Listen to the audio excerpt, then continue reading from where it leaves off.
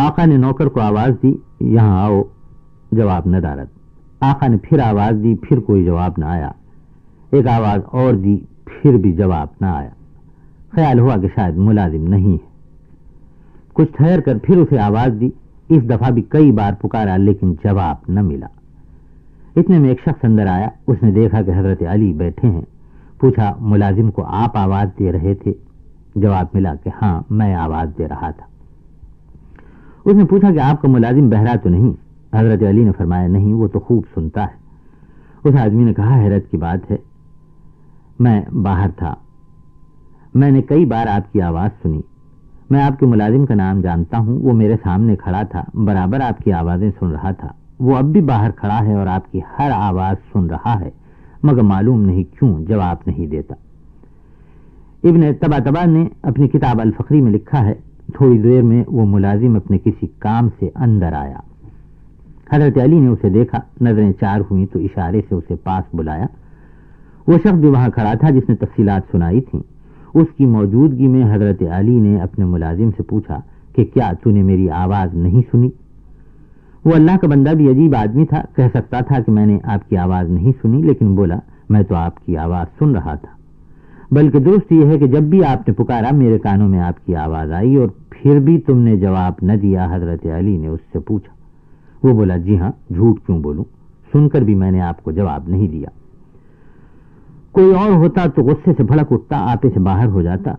ملازم کی یہ ہمت کہ بلانے پر جواب نہ دے اور جب پوچھا جائے تو بلا جھجک کہہ دے کہ آواز تو میں نے سنی تھی لیکن جواب دینا مناسب نہ سمجھا، گستاخی اور صاف گستاخی تھی، مگر حضرت علی نے اس سے کچھ نہ کہا۔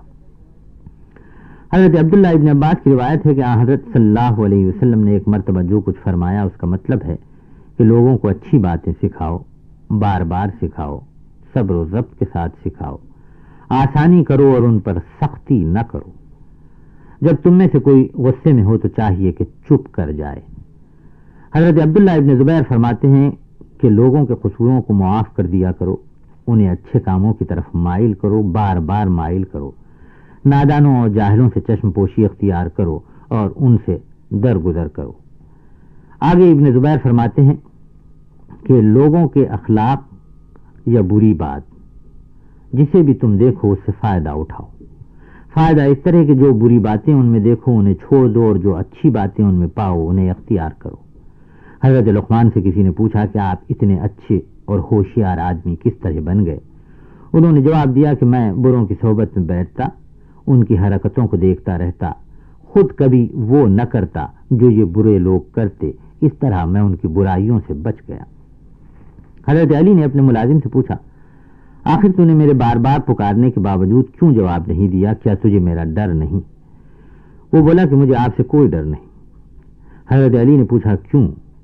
اس نے کہا ایک تو اس لیے کہ مجھے یقین ہے آپ کبھی مجھ سے باز پرس نہ کریں گے، دوسرے یہ کہ آپ ہماری غلطی پر ناراض ہونے سے زیادہ اللہ کی ناراضی سے ڈرتے ہیں، لہذا میں سمجھتا ہوں کہ میں ہر طرح محفوظ ہوں۔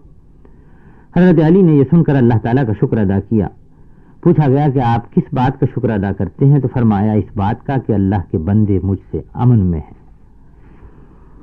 اس نوکر کی حرکت بری بھی تھی اور سزا کے قابل بھی، یہ مالک کا کردار تھا کہ انہوں نے معاف کر دیا۔ بات یاد رکھنے کی یہ ہے کہ جن پر احسان کیا جائے انہیں یاد رکھنا چاہیے اور اپنے آپ کو بہتر بنانے کی کوشش کرنا چاہیے، یہ نہیں کہ اپنی بری حرکتوں کو درست سمجھیں اور یہ سوچنے لگیں کہ ہم نے اپنی سرکشی سے دوسرے کو دبا لیا۔ ہر ایک کا اپنا اپنا ظرف ہوتا ہے، معاف کرنے والے کی بڑائی کو کمزوری سمجھنا غلطی ہے، یہی بھلے اور برے کا فرق ہے۔ This program is the sole property of Central Productions, Pakistan Broadcasting Corporation, Islamabad. Piracy in this regard is illegal.